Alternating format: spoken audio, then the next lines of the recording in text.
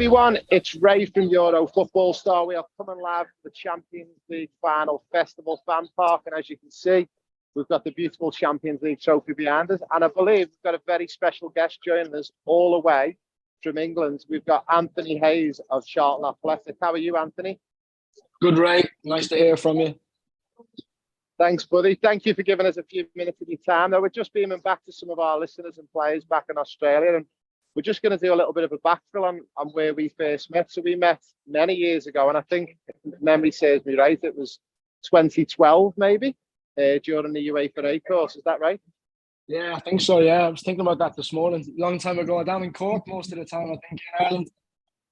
A long, long time ago. But since our paths went in sort of separate directions, I was at Leicester City at the time, and then ended up over in France at PSG for a little bit and ended up back in Australia. But since I last seen you, obviously we know you're at Charlton Athletic, but can you just tell us a little bit about your journey on how you got to Charlton Athletic and which way you went? Yeah, so just before I met yourself, Ray, in 2012, I'm obviously from the Republic of Ireland originally. Grew up there, played football there, started my coaching journey there. In 2010, I had a chance to go to America, so I went to America for a year. I met my now wife, then girlfriend in America, and followed her back to London. So when I first met yourself, I was working for Brentford's academy, various roles at the academy. They decided to close their academy in May of 2016. I joined Charlton in June of 2016. First of all, as a 16s league coach, and then I've basically worked my way up to be the assistant manager. So I was the 16s lead, under 18s assistant coach, 18s league coach, 21s league coach, first team assistant manager, and for a little period last season, I was the caretaker manager as well. Mate, that's amazing. It's a phenomenal rise. We've been watching you closely over the past couple of years, and we love keeping an eye on a couple of certain teams, and Charlton's been one of them we've been keeping an eye on for the past couple of years, and I'm so glad to see you pushing on with your career, mate. So when are you going to get that job at Manchester United? Are you going to be the head coach eventually? Small steps, Ray, but you have to dream big, eh? You have to dream big. That's it, mate. You've got to aim for the stars, and then hopefully we'll get where you need to be. Now, I've got a couple of questions from some of our players. We work with players anything from 10 to 23 years of age to try and help them with their football. And one of the first questions that we got was, what is probably one of the best attributes you could have off the park as a player to make it as a player? Good question.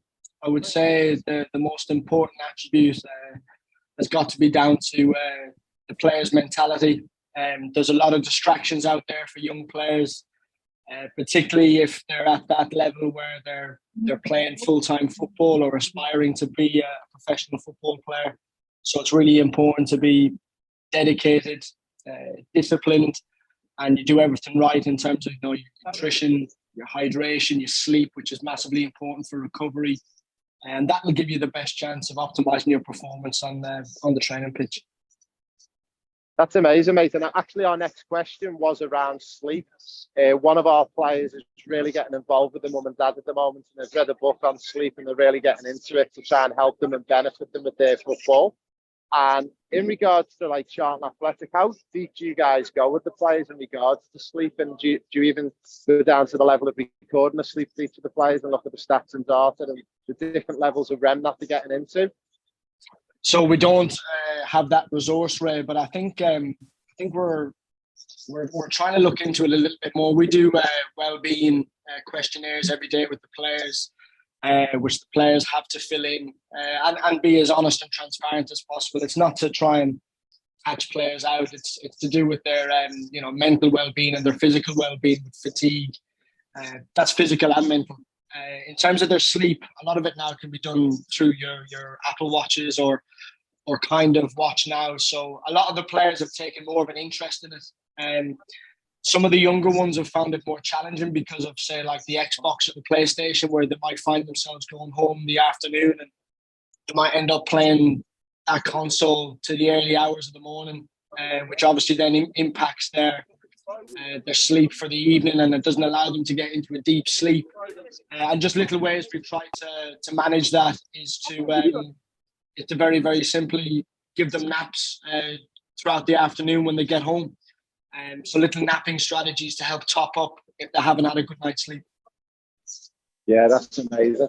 Now, one of the other questions that we've got as well, Anthony, was around the reason in Australia we have players that have to be kept in their ages. We don't allow them to play up in their age groups. And do you believe it's beneficial for players to be allowed to play up age groups if they're good enough, or do you think they should stay in their age groups? No, absolutely. Yeah, I think every individual is unique.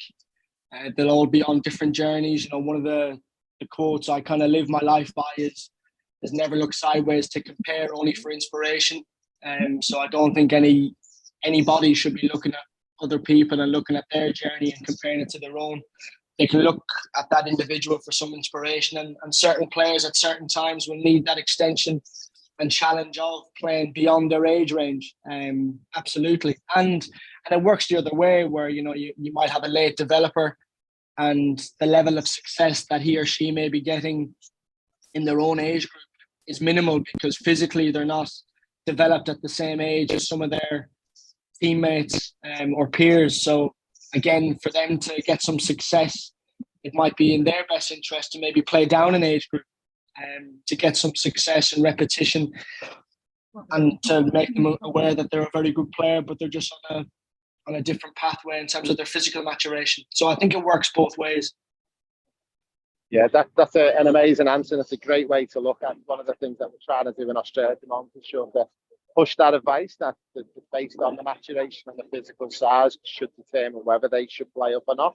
But we've got so many players who are good enough to play up, but they're just not allowed to play up. And I just believe it's hindering development a little bit. Now, we've got one more question for you, mate, and it's actually from one of our coaches, which is a great question as well. And we do work with a lot of coaches in Australia.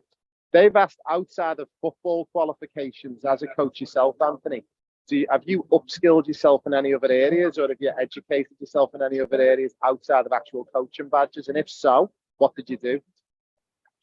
So before I became a coach, a professional coach, I went to university and I've got a bachelor's of business studies degree, which was a pathway I was looking at walking down at some point in my life a long time ago. But that's just, I suppose, an external qualification that I feel it's beneficial to have. The biggest thing I've looked at, and obviously at myself, I'm a young coach. I'm on a journey.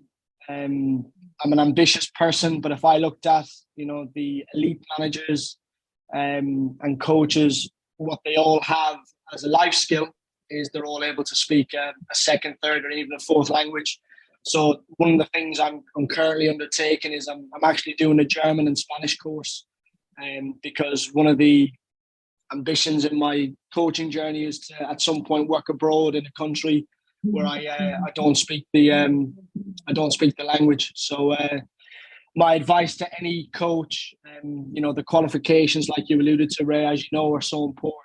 The experiences then of actually practically coaching are really important. The environments that you're in are unbelievably important, and the people you surround yourself with. But learn a second language, it's a life skill, and it'll open so many different avenues for you.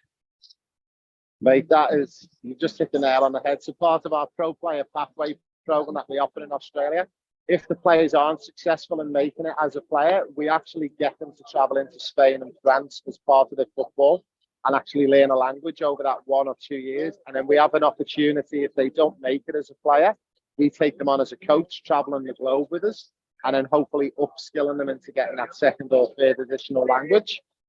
So that's, just amazing that you've alluded to that. And that's one piece of great information. Now, finally, just one more thing. We're going to get some predictions from you, Anthony. So we've got a big game coming up tomorrow night in Istanbul.